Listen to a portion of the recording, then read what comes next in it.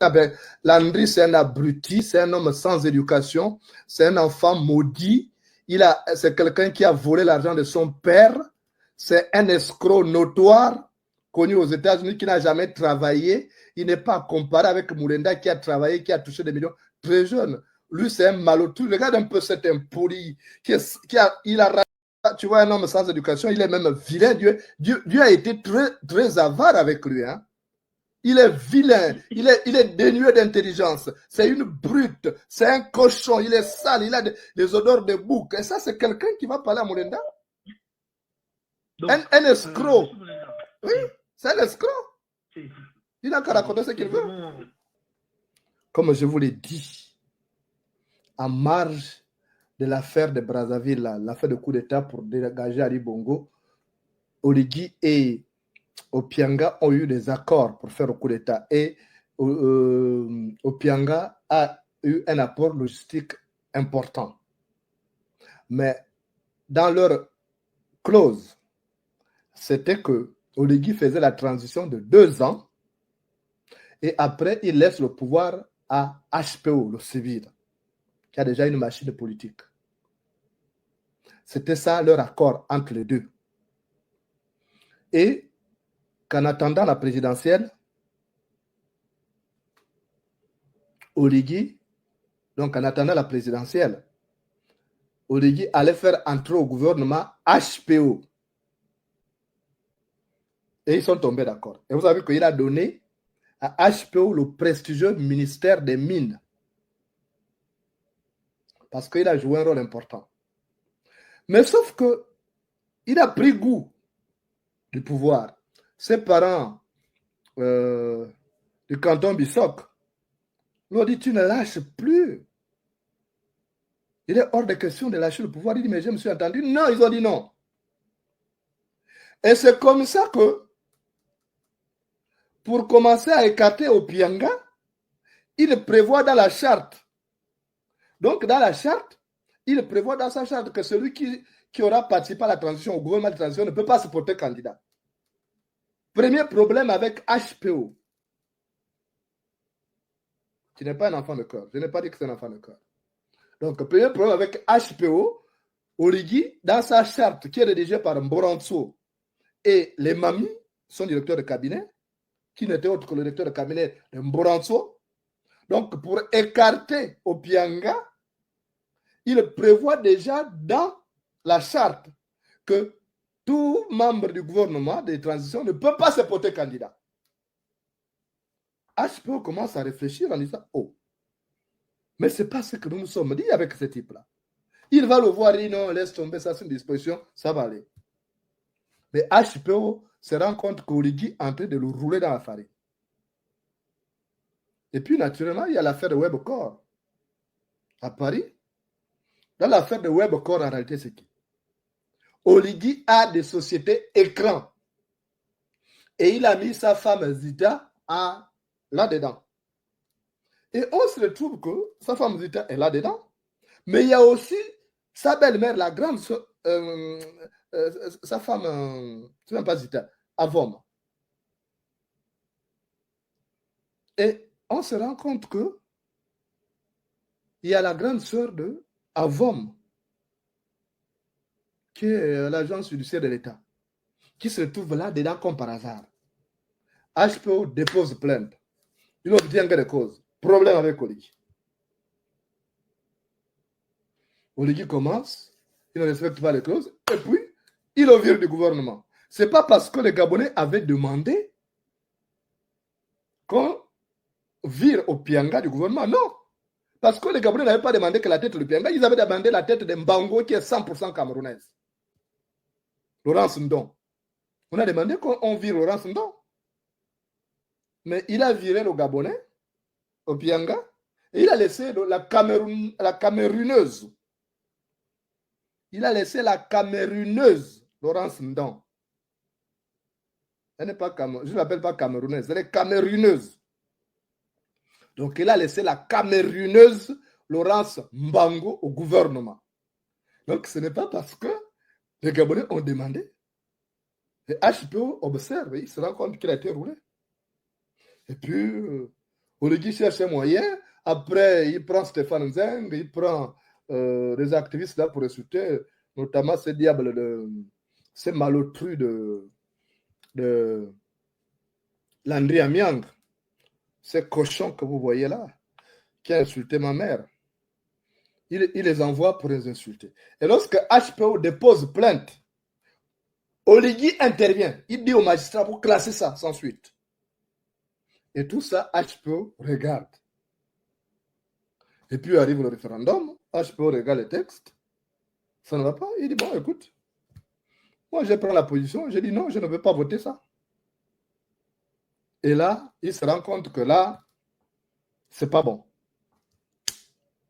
Et avant même l'élection, avant le scrutin référendaire, il avait dit, il faut encore la bouche, juste après le référendum, ils ne vont plus faire la bouche, je vais les neutraliser. Donc, dans son objectif, dans son orbite, il y a HPO et Alain-Claude Bilibinze. Parce que Alain-Claude Bilibinze aussi est dans l'œil du cyclone. Vous voyez qu'il ne fait plus la bouche sur des États. Il ne parle plus trop sur des États. Pauvre Bilibinze. Donc, il sait qu'il est dans l'œil du cyclone. Donc, qu'est-ce qu'ils font? Ils vont concevoir un premier plan, c'est celui de déposer les armes pour accuser HPO des tentatives d'assassinat, des tentatives d'atteinte à la sûreté de l'État. Et puis ça ne marche pas. Et HPO, vivant avec la jeune fille que je vous ai montré tout à l'heure, entre en contact avec son père qui est à Lambaréné. Je vous dis ce qui m'a été raconté par l'intéressé. Donc HPO demande à son beau-père, là, donc le père de la jeune fille, qui est la fille de sa femme, malheureusement, il dit au père, bon, viens ici, viens à Libreville, on va régler ça au lieu de nous lancer les pierres à distance. Viens. Donc HPO prend rendez-vous avec son beau-père. Et le beau-père commence à se préparer parce que pour venir à Libreville, il faut payer le passage et tout. Il ne pouvait pas demander au beau-fils que non, avant le passage.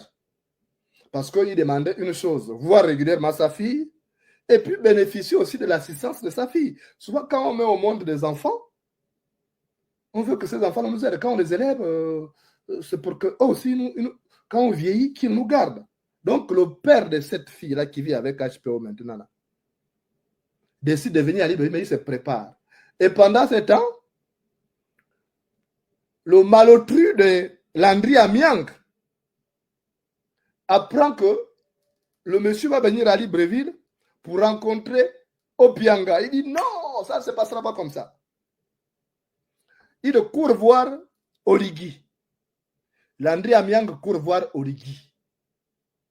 Et il va dire à Oligui que toi tu dors. Et si tu sais que Opianga en train de faire venir mon beau-frère, le père de la femme qui vit avec lui, qui est la fille de sa femme, il faut qu'on le court-circuite. Il faut qu'on prenne le devant parce que s'il fait la paix avec Opianga, c'est pas bon. Et Oligui lui demande qu'est-ce qu'on fait. Il dit non, moi je vais le chercher. Donne-moi un peu d'argent, je vais le chercher. Et comme ça, quand on l'amène ici, on le détourne. On le détourne et on lui demande de venir déposer plainte contre Opianga. C'est comme ça que Landry Amiang démarre la voiture qu'Oligui lui a donnée. Il va chercher le monsieur à Lambaréné et il dit non, Opianga ne te donnera rien, c'est pas la peine. Moi, je vais te faire rencontrer le président Oligui. Il va te donner même 1 milliard si tu portes plainte contre Opianga pour l'affaire de ta fille. Donc, c'est comme ça que le monsieur se laisse dérouter. Ils vont faire la plainte et tout, machin. Et l'affaire éclate. Donc, il ne rencontre pas HPO, puisque HPO va prendre la poudre d'escampette, sachant que sa sécurité était menacée. Mais Landry Amiang aussi le joue. Il le joue. Il fait un mauvais jeu. Il fait ça à l'envers, en fait, comme on dit, le langage des enfants. Donc, le pognon qu'Origi lui donne, il ne donne rien. Comme c'est un escroc professionnel, je demandais aux Gabonais qui étaient aux États-Unis, Landry Amiang, c'est un escroc, il vivait d'escroquerie, il n'a jamais travaillé. J'ai beaucoup, d'ailleurs, je vais diffuser ça, je vais préparer un balcon spécial. Quand il était aux États-Unis, il mentait aux Gabonais qu'il vendait les voitures là-bas, et puis les Gabonais envoyaient de l'argent. Dernièrement, c'est une personne qui est basée à Mwanda, qui avait envoyé 8 millions, et il n'a jamais, il y a beaucoup comme ça. Donc, Landry Amiang, l'argent qu'Origi lui donne, Landry Amiang prend ça par devers lui et il abandonne le monsieur. Le monsieur est même chez quelqu'un d'autre, chez un proche, avec qui j'ai parlé. Et il abandonne le monsieur là-bas. La plainte est déjà déposée, pour lui, l'action est faite. Donc, tant pis, il ne peut plus satisfaire. Donc, les choses des bandits. Les choses des bandits. Donc, et puis, il s'arrange. Et lorsque les gens, ils savent que Opianga, c'est un lion, qui le tue, le mange, et qui le blesse, c'est manger. Donc, ils vont préparer notre plan de l'arrêter et de l'empoisonner. Mais Opianga a des gardes à l'intérieur. Déjà, pour affaiblir Opianga, Opianga avait dans sa résidence 13 gardes légers.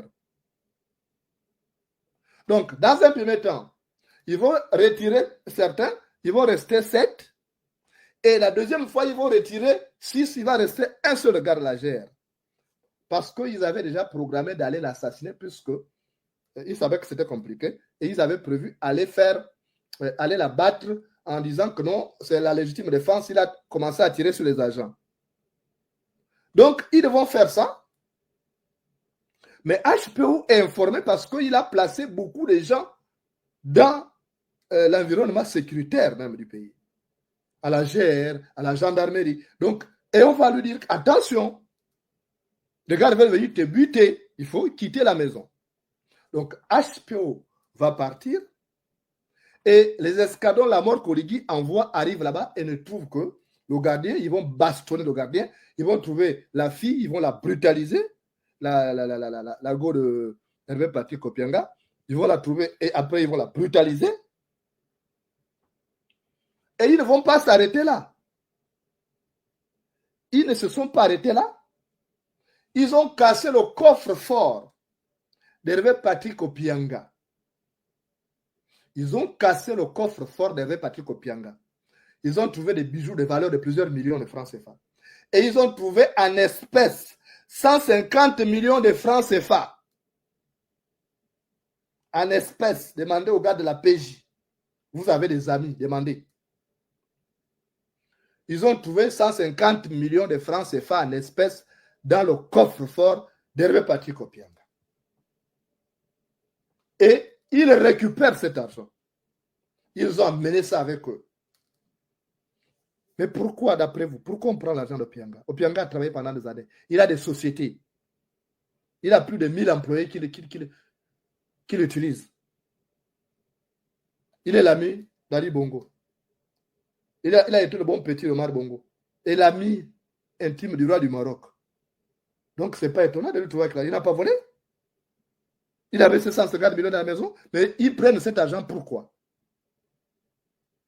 Ils ne s'arrêtent pas là. Ils vont casser sa holding. Ils vont casser le siège de son parti politique. Après, ils vont aussi, dans l'un de ses autres domiciles, à Razel, ils vont récupérer 2 voitures. Ils récupèrent 2 voitures d'HPO. Et il a récupéré ça, il a déjà partagé même.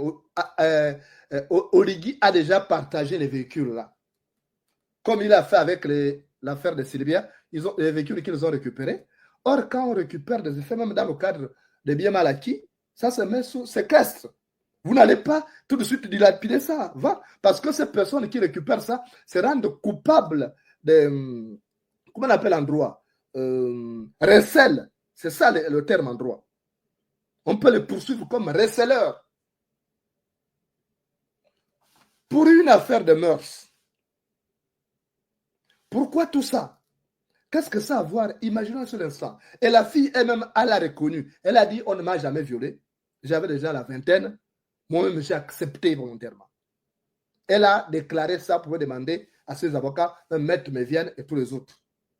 Même Maître EU ou Maître Boubembe, demander. Elle a dit, on ne m'a jamais violé. Elle maintient la même. Maintenant, pour affaiblir la fille et humilier, elle veut partir Kopianga. Alors, donc, Oligui décide maintenant de la coucher. Il veut la coucher. Il veut l'embite. Est-ce que comme ça, c'est bien? Je vous pose juste la question. Est-ce que comme ça, c'est bien? Et il veut l'envoyer en prison. La fille a fait quoi? Demain, il va la déférer parce qu'il veut la garder sous son joug. Il veut que la fille reste sous son joug. Donc, c'est quoi le motif? Ils sont en train de fabriquer un motif pour dire qu'ils sont en complicité d'évasion de quelqu'un recherché par la police. Donc, la fille va être complice comment? Ils sont partis d'un principe. Comme la fille n'a pas avoué, elle n'a pas dit ce qu'il voulait entendre, que oui, Opianga m'a violé.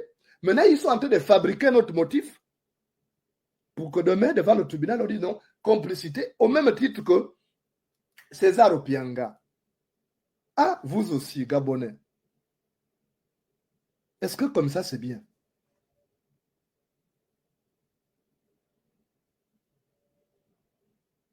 Est-ce que comme ça, je vais vous poser juste les faits. Parce que je suis ce dossier, minute après minute, j'ai vu un taré de Ciboulot dire qu'on t'a donné combien. Moi, quand moi je défends les intérêts du peuple, le peuple me donne combien? Je suis du côté de la justice. Parce que je n'aime pas les injustices.